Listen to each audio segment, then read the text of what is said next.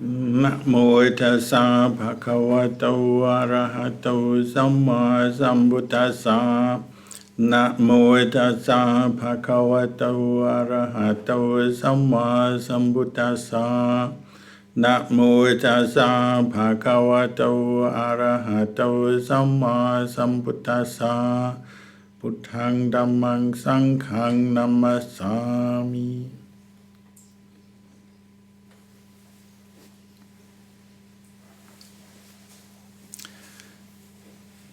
Good evening to everybody. Welcome to Bodhipala Monastery.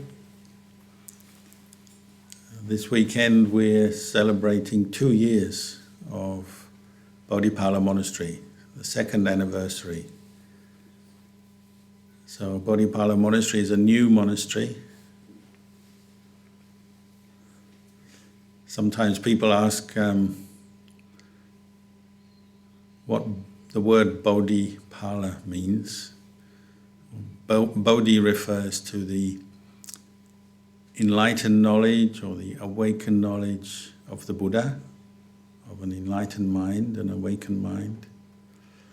Pala means protector or guardian.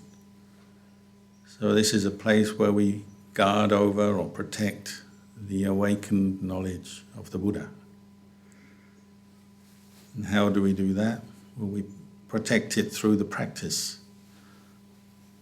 following the teachings of the Buddha and cultivating the same qualities and insights and understanding that will bring us the same experience of awakening that the Buddha experienced.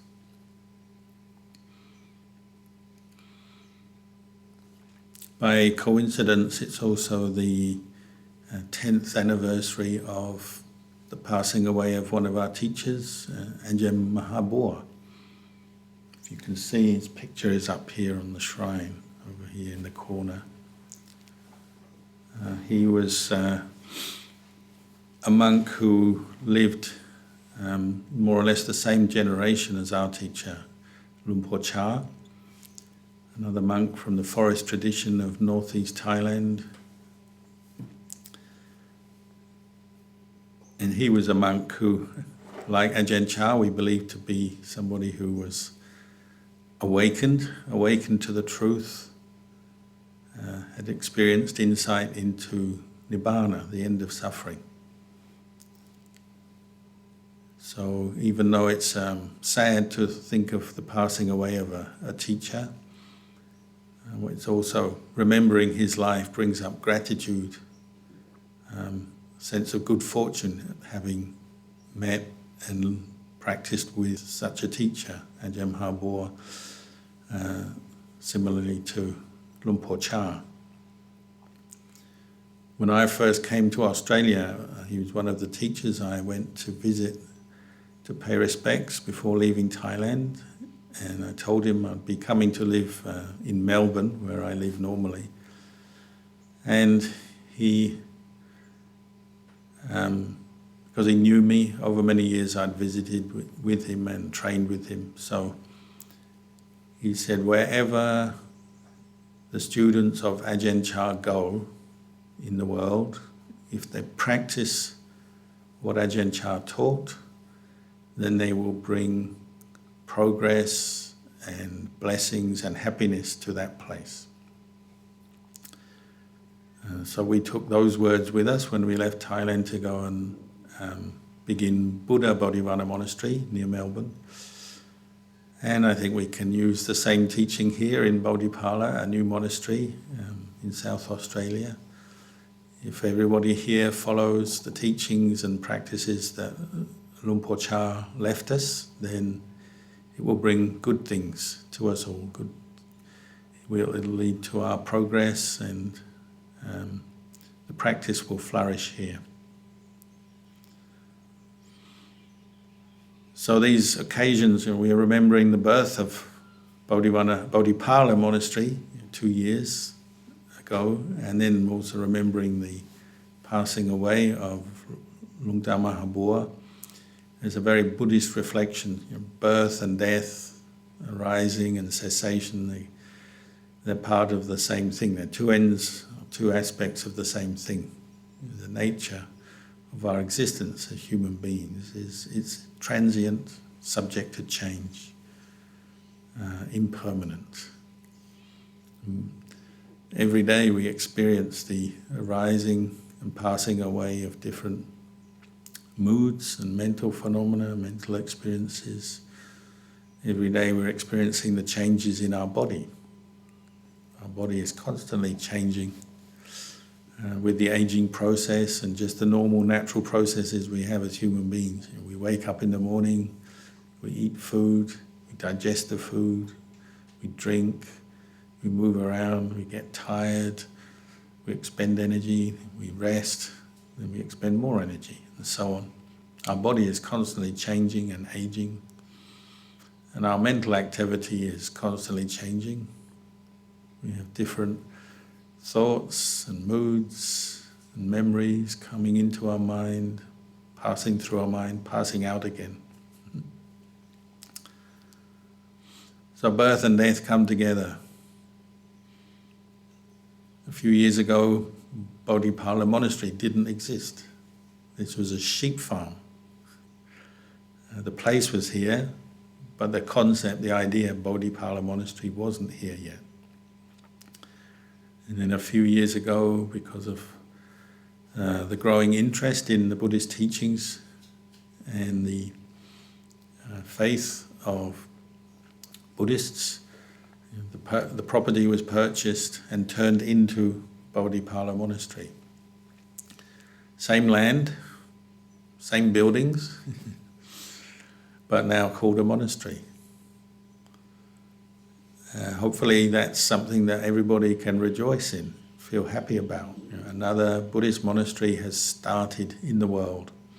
There are, of course, probably tens, if not hundreds of thousands of Buddhist monasteries, temples, hermitages, meditation centers throughout the world.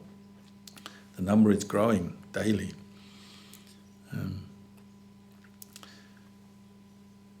That's another sign of change, isn't it? You might say it's a sign of change for the good. It's a positive change for the world.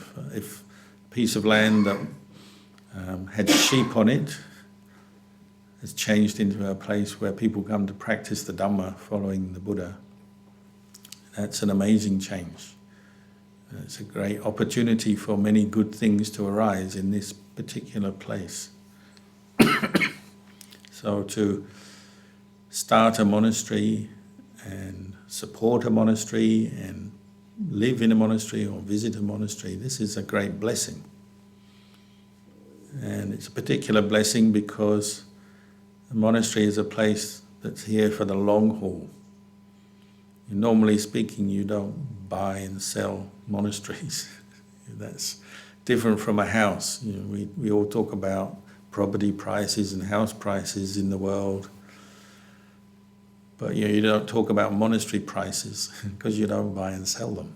Once it starts, that's it. You just keep going.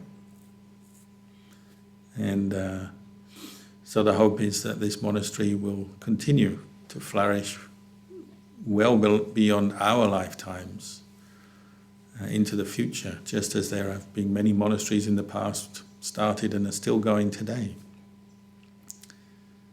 Who knows how long it will last? We really couldn't predict, but as long as there are people with faith and interest to practice, then this monastery will continue, just as those other monasteries do.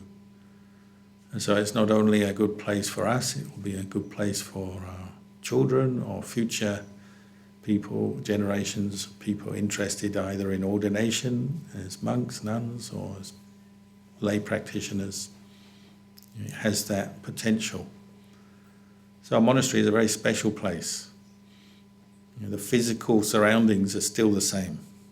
Same rocks, same trees, same buildings. But the way we look at it has changed now. It's no longer a sheep farm, it's now a monastery. And with that comes all the significance of a monastery. It's a place where you practice the Buddhist teachings, where you preserve or protect the enlightened knowledge of the Buddha through the practice. So, monasteries usually have libraries. So we have library with the Buddhist texts, the Tripitaka. But we also have to put those teachings into practice to preserve them, for them to have meaning. That's why sometimes it's very valuable to remember the living teachers like Ajahn Chao, Ajahn Mahabua, who have been such good examples, guiding examples for the older generation who knew them and lived with them, because they provide a link back to the time of the Buddha. The Buddha passed away a long time ago, but it's because there have been ordained Sangha practicing continuously since the time of the Buddha that you could say the Buddhist teachings have been preserved in the world. As we know, the Buddhist texts weren't even written down to start with. They were preserved as an oral tradition by Sangha who would memorize them, laity as well. The tradition of memorizing teachings, reciting them, whether you call that chanting or just reciting the words. That's how the first period of the Buddha's teachings were, how the teachings were transmitted from one generation to another. People remembered them. And it's a form of meditation, isn't it? Learning to recite verses, recite suttas, remember the teachings through recitation. And that requires practice. They say they didn't write them down in those days, and it wasn't because their writing didn't exist. But in those days, they say people didn't trust the written word because they thought somebody might change what you've written. You write something down and you pass that piece of paper or that palm leaf to somebody else, and maybe they'll go and change it. So they chose to record the teachings or memorize, commit them to memory, and the tradition was to memorize them exactly. So it takes a lot of mindfulness, a lot of effort to do that. And there are still Sangha members these days who will commit themselves to memorizing, at the very least, the rules of discipline, what we call the Patimokkha, and other suttas, like the Satipatthana Sutta, or the Dhammacakkappavattana Sutta, and so on. So that's been a part of our practice. But there's more to it as well. We memorize the teachings, we listen to them, memorize them, but then we have to practice them. That's what really makes a monastery, a place of practice, is the practice that every individual puts into the monastery in one way or another. So they have this, the story of building a monastery, and somebody comes to the monastery and they see maybe a lady arranging some flowers. They say, "What are you doing?" And they answer, "I'm building a monastery." The person didn't quite get it. They said, "Aren't they doing flower arranging for the shrine, for the Buddha shrine?" But they answered, "I'm building a monastery." Then they come along and they see another person, maybe a monk or a trainee, sweeping leaves, and they ask them, they say, "What are you doing?" They say, "I'm building a monastery, cleaning the path." They see somebody else, maybe laying some bricks or some rocks. Here it would be rocks. In South Australia, a lot of rocks are used in building. "What are you doing?" "Oh, I'm building a monastery." Somebody else maybe is in the kitchen cooking. "What are you doing?" "Oh, I'm building a monastery." Everybody answers the same, but they're all true in the sense they're all doing something that goes to complete the whole picture of building a monastery. Because a monastery is made up of many activities and actions. It comes to fruition through the efforts of many people in many different ways. And you might say that nobody is more valuable or important than anyone else. Whether you're sweeping leaves, cooking food, arranging flowers, laying rocks, building, or maybe there's someone in the corner quietly meditating. They're also building a monastery. because they're building their heart and practicing the teachings. In that moment, they're maybe practicing mindfulness or contemplating some aspect of the Dhamma. And that's also building a monastery. So every part goes to make the whole. There's not one thing that is the monastery. It's made up, the monastery is made up of many different buildings. We have a meditation hall or an ordination hall. We have kutis. Accommodation is called a kuti. We have a kitchen, have toilets, have library. Many buildings, many different functional buildings. They're all part of the whole, which is the monastery. Could even say every rock, every blade of grass is part of the monastery because they all come within the boundary of the monastery. I don't know if the kookaburras and the parrots know it, but they're part of the monastery too because they live here. And there's an itinerant koala who comes through from tree to tree. He or she is part of the monastery too. So a monastery is made up of many individual parts, people and their practice and their contribution, however big, however small, they go together to make a monastery. It's a place where people come and practice out of faith, out of inspiration. They're motivated to, first of all, come here. We're out of town, so it takes some effort to come to a monastery. You give up half your day or maybe a whole day to drive here. It's not near enough. There's one or two people who can walk here. Some of our neighbours can walk here, but most people have to drive here. So it takes effort, commitment. You have to want to come to a monastery. And then you get here and you participate in the different activities. And this all makes a monastery, and many people come from many directions, different. It's a very multicultural place. People come from different backgrounds, different ethnic groups, age groups, genders. The whole range of, say, Australian society is seen in a monastery. Many different people. And they all cooperate together to practice together, and we say build a monastery. But build in the broader sense, build the qualities of the heart that we're building and cultivating in a monastery. They all go together to make the whole. It's not a commercial venture. It's a bit different from any kind of place you go where you may pay money for an entry ticket or a membership fee, or things are bought and sold, like most businesses, They may also be places where many different people go and participate, but a monastery is not a commercial thing. You come here because of your faith, your interest. It draws you in. Nobody makes you come. You come voluntarily.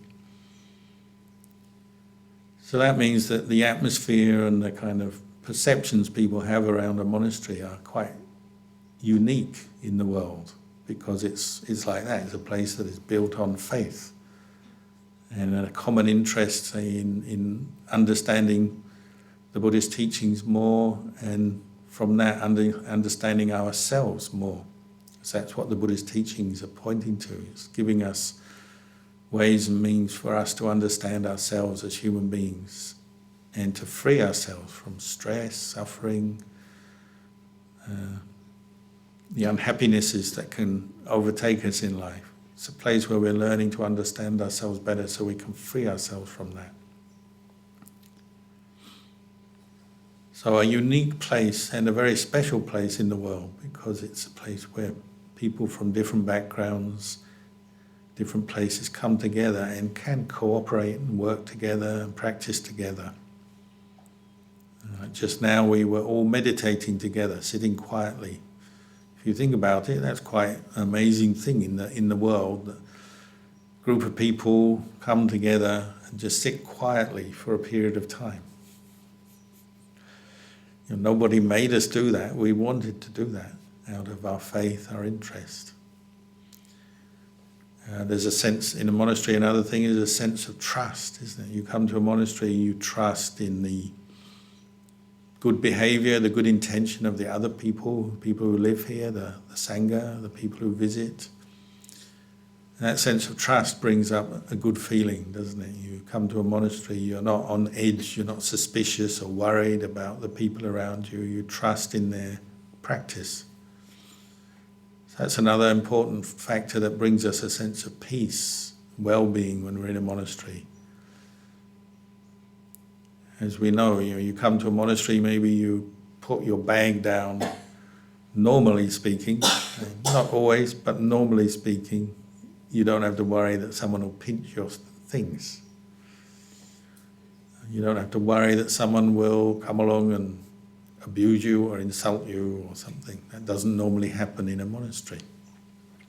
It's a place where people are peaceful, with a common interest, and they're practicing the Dhamma. Again, this is a very unique thing in the world. There's not many places you can go and feel at peace and have that sense of well-being like when you're here or in another similar place. And particularly for understanding our own hearts and minds and freeing them from the causes of stress and suffering, well, that is a very good foundation. You have a place that's come about through the goodness of people's hearts. People contribute in many different ways regularly. When you're here, you have that sense of being relaxed, at ease. You can trust the other people around you. So when you come to meditate, you can close your eyes, you can relax quite easily. And that's an important thing when you're developing meditation. You have to have that sense of ease or well-being. When you're in a monastery, you're not too worried about what other people are doing around you, but you still have your own mind to deal with, and that usually is the biggest source of suffering. Once you have found a quiet, peaceful place, and it's convenient to practice, you still have to deal with your own mind, with all its attachments and personal issues and problems that we've accumulated over our lifetime. But in order to have a look at all of that and understand it better, you need that outward environment, the sense of well-being and the peaceful environment, the good place, so that you can turn your attention inwards.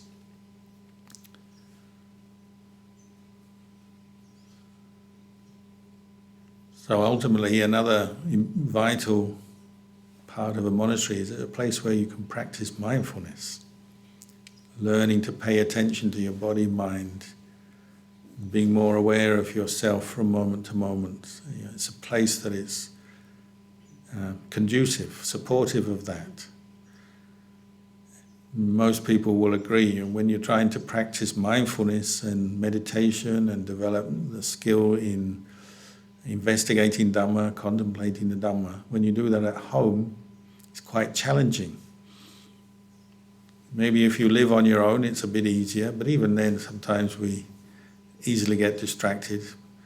But even more so when we live in a family, the more people we live with, the more obstacles there might be to practicing, particularly practicing meditation, isn't it? Because other people have their own interests, and they do things at different times, and they maybe are not practicing mindfulness or meditation. So it's good to have a place where you can go specifically dedicated to that. It's not that you can't practice at home, it's just usually it's a bit harder. We all know when we're at home, we usually take the easy route. We sleep when we want to sleep, we eat when we want to eat, we watch TV or get onto our computer, we talk, we chat. So to take a few moments just to become more mindful of your breath can be quite difficult, even though it's a very simple task. But to find the time, the opportunity becomes harder when we're living at home. So when you come to a meditative monastery, a meditative environment, it's supportive of that. If you come to a monastery and you don't say much at all to anyone, but you just participate, do the activities, that's fine. You come into the meditation hall and you don't have to speak to anyone. You just sit quietly with yourself, observing yourself, getting to know yourself better. Even though you might be sitting in a large crowd of people, you can do that. You can, you come, maybe you're just doing some job, preparing food, preparing flowers, sweeping leaves, helping out. You may have a conversation with someone, and that's important as well. We do talk to each other about the Dhamma, and that helps us to understand better. But then sometimes we just quietly do our thing, and that's fine. We can go into a corner and sit under a tree and meditate for a while, and that's fine. If you do that at home, maybe somebody will say, "Hey, what are you doing?" They'll question you, they'll doubt you, maybe you find something wrong with it.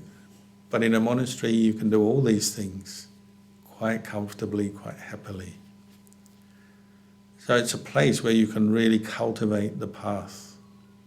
You can trust in the similar intention of the other people here, and you can develop that intention for yourself.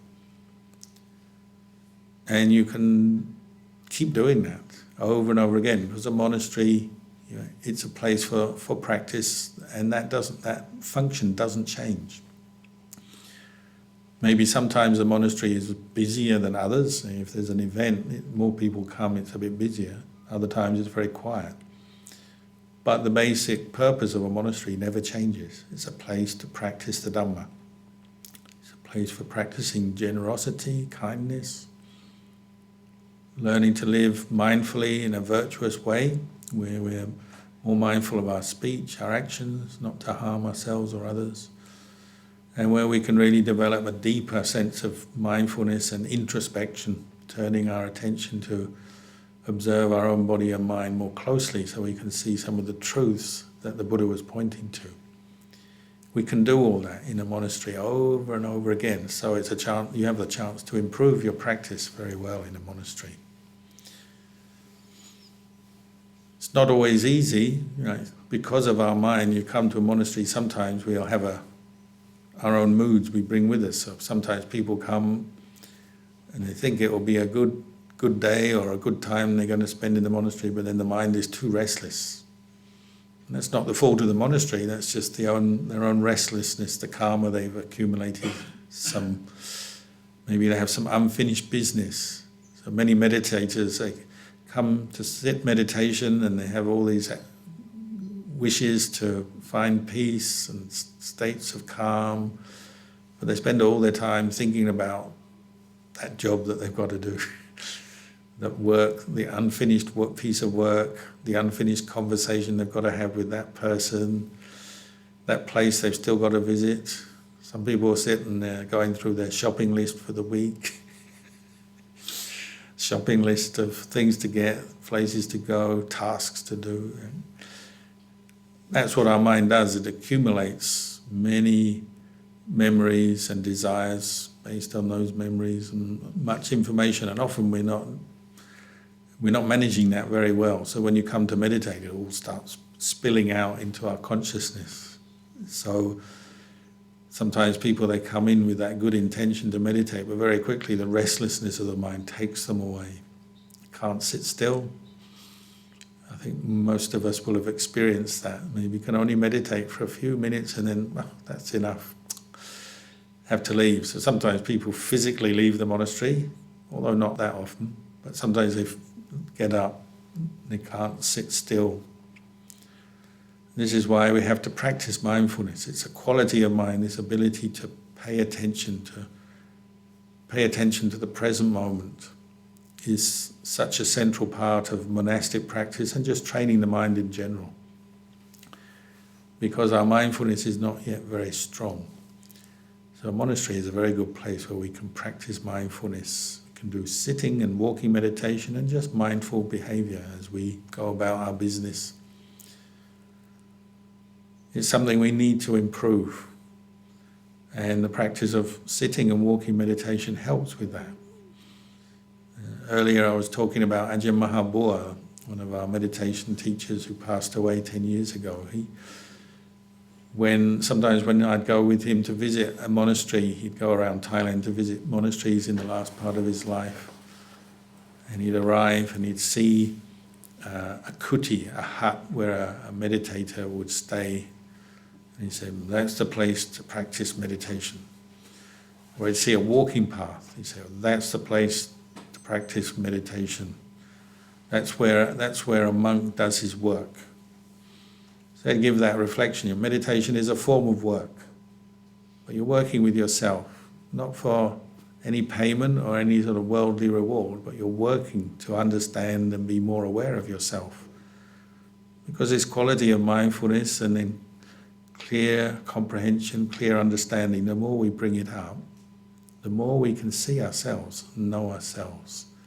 And this is where the teachings of the Buddha really become valuable, where we can really look after our own personal well-being and happiness. Because the more you practice mindfulness, whether it's sitting or walking meditation or just involved in whatever activities you're doing, the more opportunity you have to see your own mind, to see the truth of your own mind and see how easily it gets led astray by moods, trains of thought. You know, as you're meditating just for a period of time like we did just now for half an hour, you'll notice one thought comes, maybe it's very easy to let go of because it was a very random or mundane thought. But then another more significant thought comes into your mind and it takes you away from the breath, from the present moment, maybe for many minutes, maybe for the whole half an hour. You've gone off with that train of thought, and one train of thought leads to another train of thought. And so often we don't have awareness of our own mind. We get caught into these different trains of thoughts that come up, prompted by different experiences. Maybe it's a memory, maybe it's just a sound or a feeling in the body. And by association, one thing prompts another, and off we go, not very mindful, not very aware, thinking about something. You could say we're sort of addicted to thinking. That's, when you don't have anything else to do, what will you do? You'll start thinking about something. Even when you have got something to do, if it's an activity you're used to, like say walking or driving or washing up, many different activities, because we've done them before, we don't have to pay that much attention.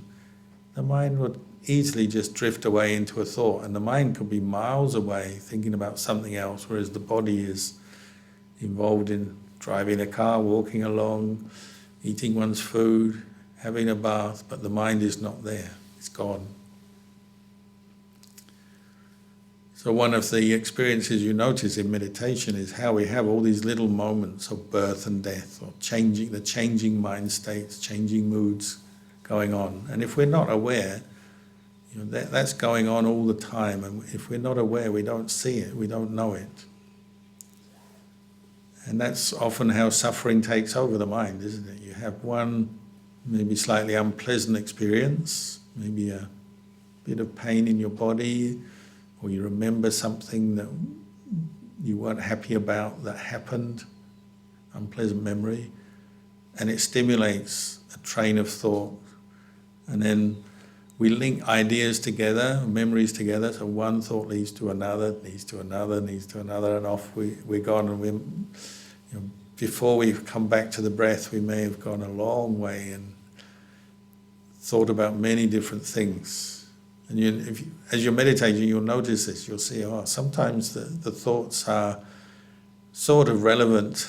They're sort of linked and they seem to make sense for a while. But then one thing leads to another. You think of one event, and then that leads on to thinking about another person or another place, and then other events or other experiences you've had with that person or in that place. And after a while, you just completely lost track of where you were and what you were doing.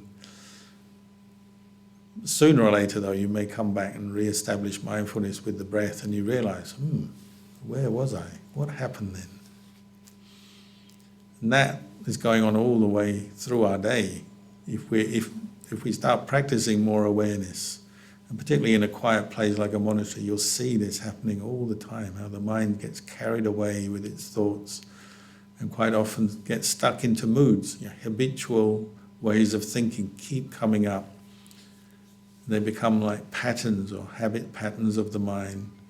So if they're more unskillful or negative, those thoughts will often bring us a lot of pain and suffering, mental pain and suffering, simply through an unawareness, a lack of awareness. So practicing mindfulness gives you this ability to be more aware of your mind and what's going on. Where do we get the stimulation that stimulates all this thinking and that we get addicted to? Well, the Buddha said it's through our senses. So we see things, we hear things, we taste things, touch things, smell things, and then we remember and we think.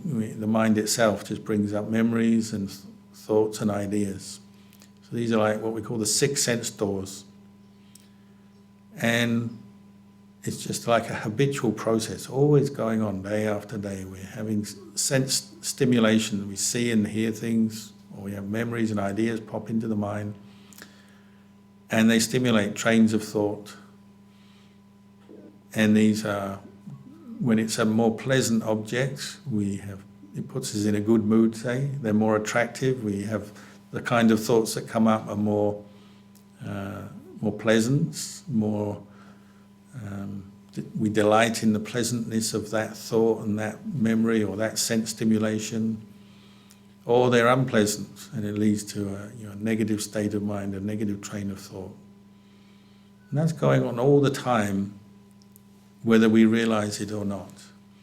But as you start to practice mindfulness, you're drawing your attention back to yourself in the present moment more, you'll catch it, you'll see what's happening. And this is vital for understanding the mind and freeing it from the causes of suffering. You'll notice when we lose our awareness, the mind gets caught into what we call craving, wanting, desiring. And this is a kind of an energy that feeds the mind, whether it's craving for things that we haven't got, that we want, we like, or to hold on to them, or the craving to get away from what we don't like, just resist it or actually get rid of it. And this is feeding the movements of the mind all the time through our day.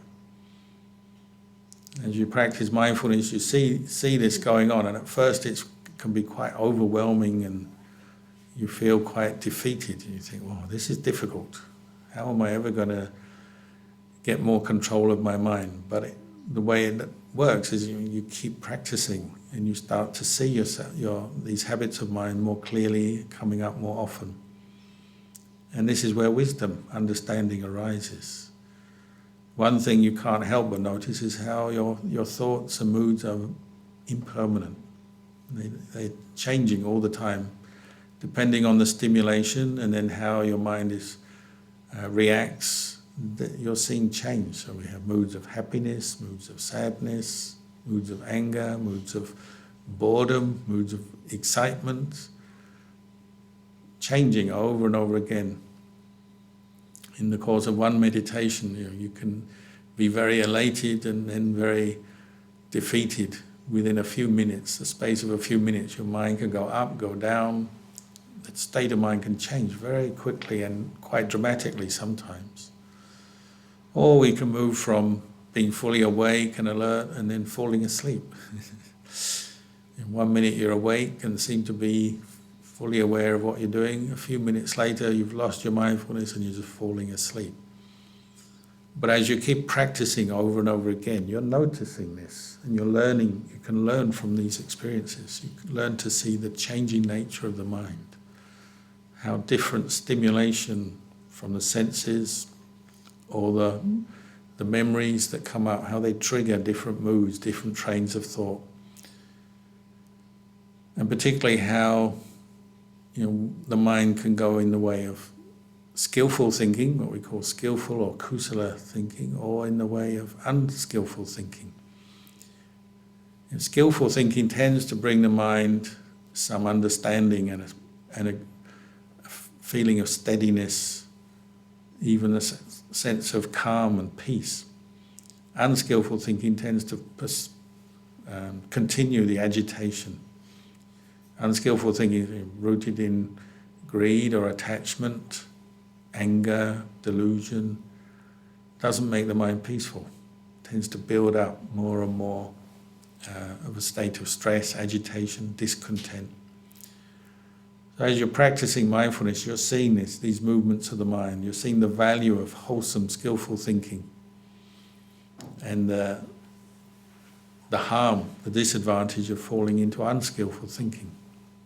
So you see a thought of kindness directed to yourself, to somebody else, generally brings the mind a sense of well-being, sense of calm. It's not a difficult thought to tolerate if it's genuine kindness, goodwill, the thought of metta. Whereas the thought of anger, ill will or irritation agitates the mind. As you become mindful, you see there's a clear difference there. One is sustainable and conducive to peace and happiness in the mind. One leads to more stress, more unhappiness. The only way you can recognize that is by establishing awareness and then observing what's going on. So the Buddha encouraged us to do that all the time. Practice more mindfulness, to recognize the quality of our thinking, whether it's wholesome or not, and then to act appropriately. Once you've recognized the thought is unskillful, agitating the mind, conducive to more delusion, more greed, more anger, more suffering, let it go. Stop thinking it. Give it up. And by establishing mindfulness, you have that choice. You have the choice to give up, say, a thought of anger or cultivate the thought of kindness. At any moment, whatever's going on in your mind, you have a choice to influence that.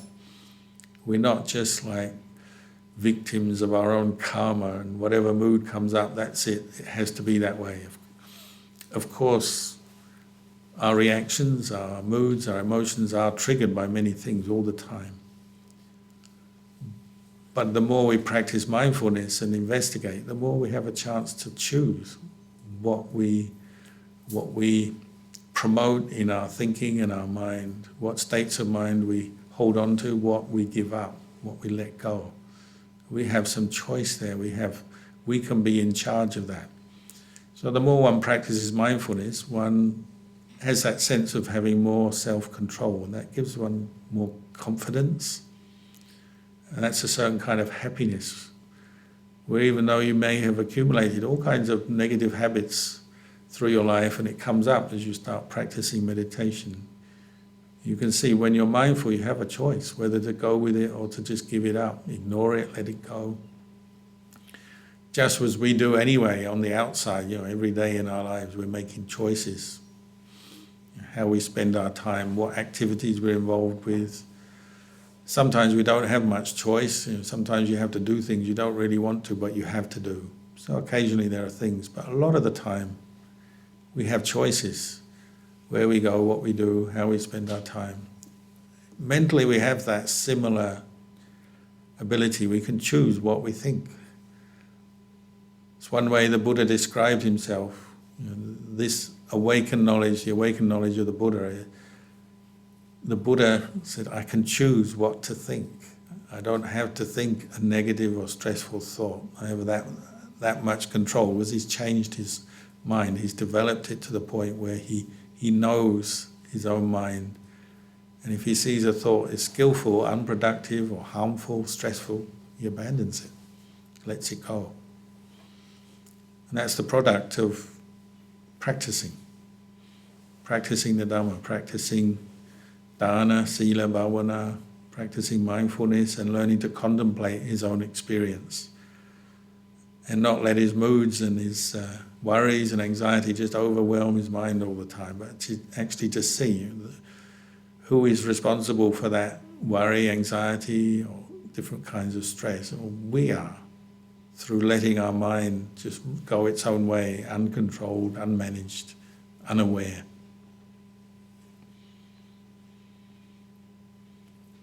So when you think of the monastery, that's one way you can think of this monastery. You say it was a place where you practice developing awareness, mindfulness, understanding, wisdom, cultivate skillful qualities of body, speech and mind. So it's a place where you can experience more peace, more happiness, more understanding, and you can abandon the causes of stress through your practice. It's not always easy. The practice requires patient effort, and the mind isn't an easy thing to deal with. It's a very frustrating thing to deal with.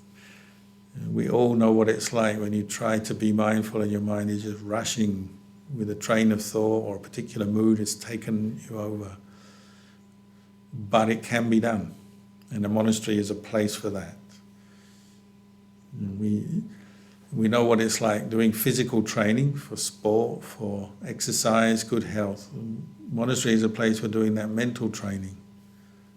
And you can get physical exercise here as well. You can come and help chop wood or do something useful in the monastery as well to exercise your body. But it's really a place for exercising and developing your mind in a good way to overcome the causes of suffering. Maybe even sometimes you're not in the monastery because you can't be here all the time, so you're at home and you think of the monastery, even just thinking of it, visualizing it, remembering it, what happens there, some of the good experiences you've had there, can be enough to bring your mind mindfulness at that moment, or bring your mind to a wholesome state when you're stressed or worried. Maybe even just thinking of other people practicing in the monastery when you're not there can uplift you. And you've got to go to your job or do some activity, you think, oh, I wish I was on retreat back in the monastery. Well, even that can uplift you in the midst of some more mundane activity, or maybe even some unpleasant situation. I know somebody who was in hospital and they said, oh, they had to undergo surgery and they're very scared, don't know what the outcome would be. I said, well, how did you calm your mind before you went under the anesthetic? They said, I thought of the monastery. When I go to the monastery, I'm very happy. Seeing the Buddha statue, offering some things, listening to Dhamma, practicing mindfulness, it always makes me happy to think of that. So I thought of that. That was the last thing I thought of as I went under the anesthetic. So even if you aren't in the monastery, you can still benefit from the monastery by just remembering it. Remembering some of the activities you've done, some of the meditation you've done, some of the people you've met, some of the things you've participated in. This can all help. So hopefully Bodhipala Monastery can be a cause for happiness in your life over the coming years, a place where you can come and practice, get some guidance, some good examples, some inspiration. And that way the monastery will grow, but not just outwardly, the physical monastery, but inwardly in your own hearts. I think that's what it's supposed to be. That's how it's supposed to help people.